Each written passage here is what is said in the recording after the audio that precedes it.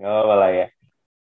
Oke, nah yang kedua gitu ya, kalau tidak ada goodwill kan tadi ya, kalau ini ada goodwill itu adalah apa? Kalau kita membeli suatu entitas bisnis yang lebih mahal daripada harga pasar. Nah, itu doang intinya. Kalau kita membeli aset tetap, tentunya melalui harga pasar akan jatuhnya kepada loss. Nah, ini berbeda. Nah, itulah yang membedakan. Jadi, identifikasi awal transaksi itu penting, ya, analisisnya. Ini analisisnya bisnis yang dibeli atau aset tetap, gitu ya. Nah, kalau di soal ini mah gampang. Soal AKL 1 udah pasti nggak akan ada jebakan bahwa ini beli aset atau beli bisnis. Nggak ada ya. Ya, nanti di dunia nyata, di lomba baru, soalnya cerita dan kita mengidentifikasi masing-masing transaksi. Ini transaksi aset tetap atau ini transaksi PSAK 22. Ya, kalau aset tetap berarti masuk ke PSAK 16. Nah, kayak gitu. Jadi, kalau ini mah udah pasti bisnis gitu ya. Oke, nah karena belinya bisnis, maka ketika beli lebih mahal, maka kita akan mencatatkan goodwill. Nah, gitu ya. Oke, kemudian sama aja, konsolidasinya sama. Jadi jurnal tahap 1 dan tahap 3 kita masukin ke neraca kita, ya. Nah, kemudian kalau ada bargain purchase, kebalikannya, kita beli lebih murah dari harga pasar. Nah, kalau kita belinya aset tetap, maka kita mencatat gain, initial gain. Tapi kalau kita membeli entitas bisnis, maka yang akan kita dapatkan adalah ya gain juga sama gitu ya. Jadi di sini ada pencatatan gain gitu ya. Nah, gain inilah yang akan menjadi masuk ke dalam retain earnings. Di sini ya 100.000. Tuh, mana ya? Nah, ini ya 100.000 ini adalah gain. Tuh ya. Nah, udah itu aja isunya ya. Jadi isunya oh ini soal 1, oh ini nih soal 1 dan 4. Oh ini untuk buku AL ya. Nah, seperti itu. Jadi kurang lebih seperti itu ya. Jadi ini juga sama, kita mengidentifikasi dulu apa namanya, rumusnya selalu seperti ini ya, penghitungan aset neto dulu, gitu ya. Jadi aset neto dulu yang kita identifikasi ketika mengerjakan suatu soal ini, gitu ya. Pertama, tahapan pertamanya sebetulnya ada panjang ya, identifikasi siapa acquirer. Kemudian yang kedua, apakah dia dari awal tahun atau pertengahan tahun ya, awal tahun ya, 1 Januari ya. Kemudian yang kedua adalah baru kita merecognize ya, mengakui adanya liability, aset and liability. Dia aset netonya kita akui. Baru yang keempat, mengakui adanya goodwill. Tadi udah ya, kalau goodwill beli lebih mahal, kalau bargain purchase beli lebih murah gitu ya dari harga pasar. Nah, 4 hal ini adalah langkah dalam melakukan pencatatan berbasis PSAK 22, transaksi yang termasuk dalam PSAK 22 ya. Nah, cuman untuk langkah ketiga gitu ya, kita yaitu mengakui net asetnya. Nah, caranya seperti ini, ada beberapa tahap gitu ya. Yang pertama, dihitung dulu ya aset netonya berapa ya. Berarti membandingkan fair value dari aset dan fair value dari liabilities, itulah aset neto gitu ya. Nah, baru aset neto ini untuk melihat apakah ada goodwill atau tidak, baru kita bandingkan dengan biaya yang kita keluarkan. Nah, biaya yang dikeluarkannya apa aja? Oh, ternyata ada cash 25 juta, bond at par 30 juta. Nah, share capital ini adalah dengan, jadi intinya dia membayar tunai 25 juta, nerbitin bond sama nerbitin apa? Saham. Nah, kan kombinasi ya. Imbalan yang diberikannya berapa? Ini kita identifikasi dulu. Oh, totalnya ada 100 juta. Nah, net asetnya adalah 84 juta gitu ya. Maka yang kita catatkan Oke. Nah, maka yang kita catatkan adalah adanya goodwill ya, 15 juta. Kita beli lebih mahal, sedangkan fair value totalnya adalah 84 juta, maka selisihnya adalah goodwill ya.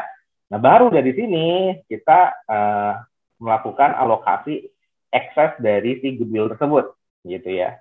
Nah, Pak, kok alokasi ekses itu maksudnya apa ya? Ini kita yang cara apa? Tahap keduanya itu adalah yang lebih detail ini ya, bahwa kita akan membandingkan bahwa berapa fair value dibandingkan dengan book value-nya ya.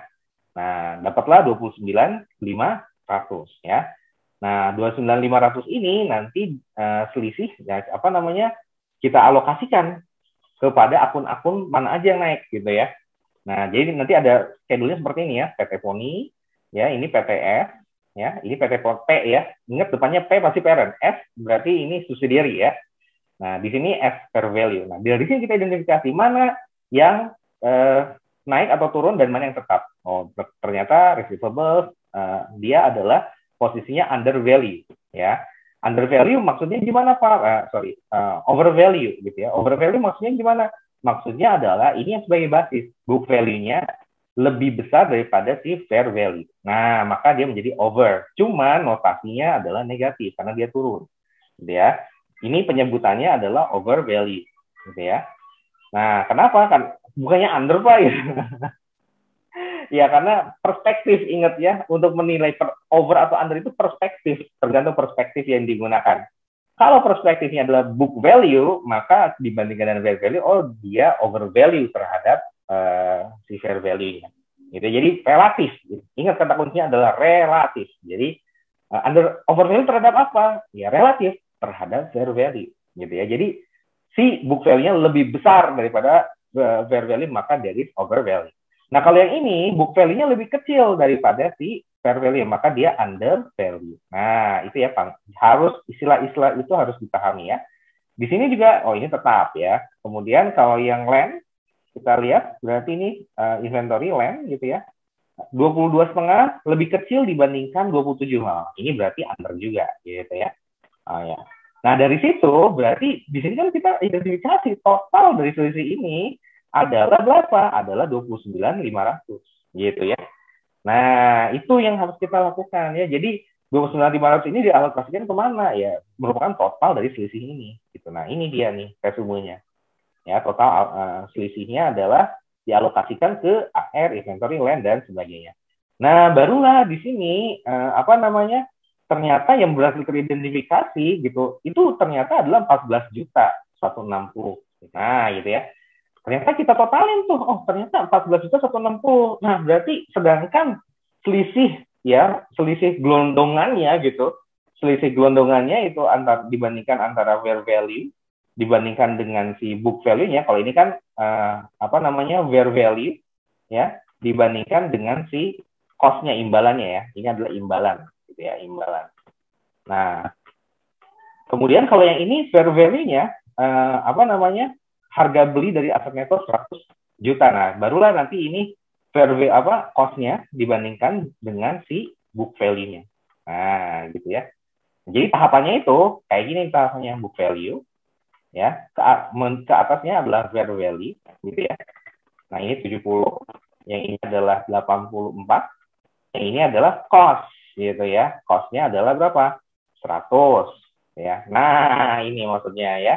Nah, 70 ke sini, ini selisihnya adalah berapa? 84 dikurang dengan 70. Selisihnya adalah 14.160. Nah, yang ini ya, 14.160. Nah, yang ini ke sini, fair value ke cost, itu selisihnya adalah goodwill, 84 ke 100. Inilah goodwill. Ya. Nah, gitu ya. Jadi, yang ini kalau nggak ada papan tulis beginilah. Oke, jadi acak-acakan. Bentar ya, coba saya bikin tingkatan-tingkatannya. Book value dulu ya, fair value ya, baru cost gitu ya. Nah, ini 100, ini berapa teh? Tadi teh 84 gitu ya. Dan ini adalah 70 gitu ya. Nah, gitu kan? Nah, ini ke sini selisihnya inilah yang dinamakan dengan 14.160 ya. Cost dengan fair value inilah yang dinamakan dengan goodwill 15.340 gitu ya. Nah, jadi inilah goodwill-nya, GW-nya ya. Nah, jadi pada dasarnya gini tahapannya. Jadi book value-nya dulu ke fair value 14 juta. Nah, oh ternyata dibayarkannya 100 juta, lebih lagi. Nah, selisih lebih dari fair value terhadap cost yang dibayarkan itulah goodwill ya. Jadi alurnya seperti ini, alur ceritanya ya. Seperti itu ya. Jadi kalian tahu 14 juta itu selisih fair value dikurang dengan book value gitu ya. Kemudian barulah si fair value to cost-nya adalah 15.340 ya. Seperti itu. Nah, udah dari situ barulah kita bikin jurnalnya gampang ya. Jurnalnya adalah seperti ini, seperti tadi ya, kita bikin pembelian pencatatan equity investment-nya, baru nanti kita bikin jurnal pengambil alihan aset netonya ya. Oke, nah inilah barulah kita masukkan jurnal ini ke dalam worksheet gitu ya. Jadi sebelum merger bikin ini ya, ini adalah tahap yang kelima. Yang pertama apa namanya sebelum mergernya ini yang book value-nya gitu ya. Kemudian akuisisi PT Sony-nya gitu ya, ini fair value-nya. Ya, kemudian di sini pengeluarannya yang lain-lainnya dan sebagainya pengeluaran ini juga sama gitu ya. Jadi pada dasarnya apa namanya jurnal yang tengah ini, jurnal yang tengah apa ya? Apa sih namanya? Bagian yang tengah ini dimasukkan dari dua jurnal juga dan nomor 4 ini ya. Seperti itu ya. Jadi itu kesimpulannya. Jadi sekali lagi kesimpulannya adalah setelah jurnalnya jadi baru kalian bikin laporan konsolidasinya, worksheet-nya. Bikin dulu ini yang sebelum merger berarti ini berbasis book value ya. Nah, barulah yang tengah-tengahnya inilah berasal dari kedua jurnal, jurnal pembelian sama jurnal mengambil ambil ya. Seperti itu. Ingat di sini tidak muncul lagi equity investment-nya karena di sini sudah dihapus. Tuh, ya sudah ketemu dihapus ya. Ini udah hilang. Jadi nanti yang dipindahkan cuma yang ini doang, yang ini, terus yang ini ya. Ini masukin ke tengah sini ya. Hasilnya adalah yang ini. Inilah nanti menjadi laporan keuangan finalnya.